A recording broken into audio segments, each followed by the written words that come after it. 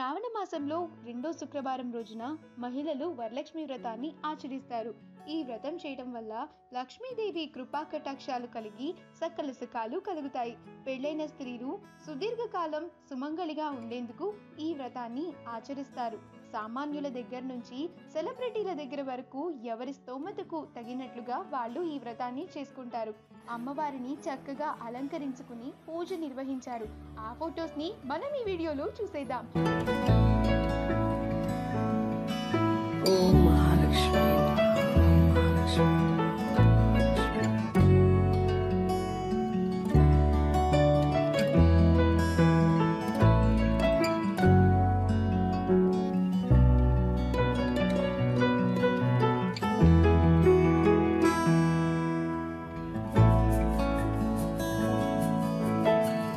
ఈ వీడియో కనుక మీకు నచ్చినట్లయితే మీ అభిప్రాయాన్ని కమెంట్స్ ద్వారా మాకు తెలియజేయండి.